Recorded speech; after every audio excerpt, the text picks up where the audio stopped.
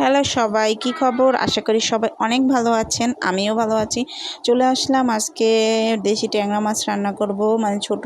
আর এই আলু দিয়ে করব। আর এই আলুটা কেটে রেখেছি, মোচড়া করব। মোচড়া পেয়েছিলাম আর লোভ সামলাতে না পেরেও নিয়ে আসলাম। তো আজকের দুপুরের আয়োজনটা কিছুটা হলেও একটু ভিন্ন, কারণ দেশি দেশি দেশি দেশি সব খাবার, এগুলো সব। মাছটা এনেছে, মানে এক লোক বিক্রি করতেছিল, তখন দেখে তার পছন্দ হয়েছে তাই নিয়ে এসেছে। তো এখানে আমি একটা ছোট তাওয়াতে আলু ভাজা বসিয়ে দিয়েছি, তেলে বসিয়ে দিয়ে এখন আমি এটাকে একটু ভালো করে হালকা ভেজে নেব।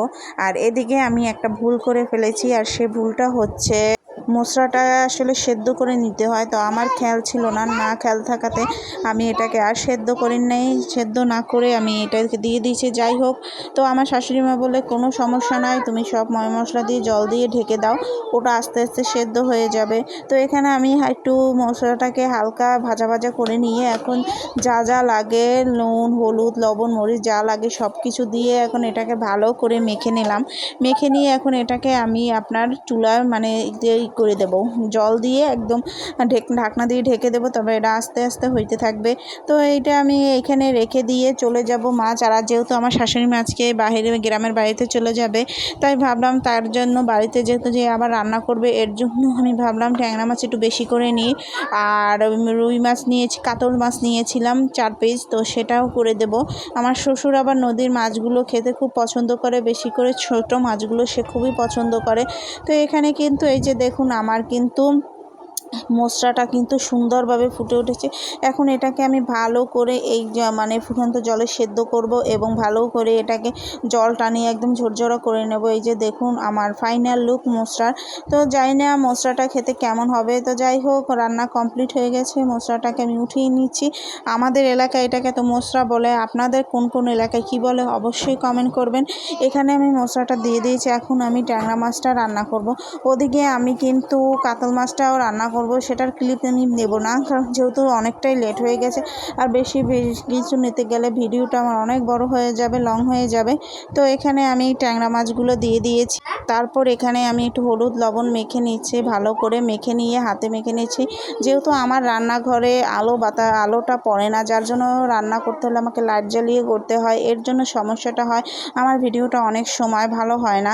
তো ফ্রাই প্যানটা বসিয়ে দিয়েছি, এখানে তেলও আমি আগে দিয়ে দিয়েছি। আর ফ্রাই প্যানে মাছ ভাজার একটা উপকার আছে, সেটা হচ্ছে মাছগুলো কিন্তু লেগে পড়ে না, একদম লেগে পড়ে না, সুন্দর মাছ ভাজা হয়। তো যাই হোক, এখানে আমি এখন মাছগুলোকে ভেজে নিচ্ছি। আর আমার এই কাঠের খুন্তিটা আমি খুঁজে পাচ্ছি না, আপনারা যদি পেয়ে থাকেন অবশ্যই আমাকে ইনবক্স করবেন। So funny. তো যাই হোক, এখানে আমি কালিজিরা ফোড়ন দিয়ে আলু দিয়ে দিয়েছি। আলুগুলো একটু লম্বা লম্বা কেটে নিয়েছি, মানে এখানে 4 ধরনের আলু কাটা দেখবেন, একটা লম্বা দেখবেন, একটা চ্যাবা দেখবেন, একটা মোটা দেখবেন, সব ধরনেরই আছে। যাই হোক, এখানে আমি যা যা মশলা দরকার সব কিছু দিয়ে এখন ভালো করে মশলাটাকে একটু টানিয়ে নেব, যাতে মশলার যে কাঁচা ঘ্রাণটা চলে যাবে। তো এই যে মশলাটাকে কিন্তু ভালোভাবে টেনে এসে জল টেনে তেল ছেড়ে দিয়েছে, এখন জল দিয়ে দেবো ঝোলের জন্য। আর এটাকে আমি একটু পাতলা করবো, আর ছোটো মাছের ঝোল কিন্তু একটু পাতলা করে খেলে কিন্তু মজা লাগে। তো আমি এখানে মাছ রান্না কমপ্লিট প্রায় হয়ে এসেছে, তারপরে এটাকে রান্না করে নামিয়ে নিয়ে কিন্তু আমি সবাইকে খেতে দেবো। সবার অনেক খিদা লেগেছে, আর প্রায় 1-1.5টার মতো ভেজে গেছে। আজকে এমনিতেই আমার রান্না করতে অনেকটা লেট হয়ে গেছে, আর বুঝতে পারলাম না এতটা লেট কিভাবে হলো, ওই যে কথা বলতে বলতে সময় চলে গেছে। তো যাই হোক, এখন মাছটাকে আমি এভাবে রেখে দিয়ে একটু ফুটাবো, ফুটিয়ে তারপর বাকি যে মশলাটা লাগবে, দারচিনি এলাচি গুঁড়ো, সেটা দিয়ে তারপর আমি নামিয়ে নেব। এই যে দারচিনি এলাচির গুঁড়োটাও দিয়ে দিলাম।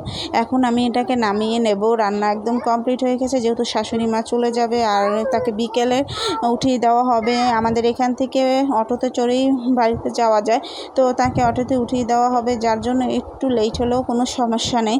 তো এখানে রান্না ট্যাংরা মাছ একদম কমপ্লিট হয়ে গেছে। আমি জানি না এই মাছটাকে আসলে ট্যাংরা বলে না ঘুলছে বলে, ছোটো সাইজ মানে ট্যাংরা ছোট বাচ্চাই বলে।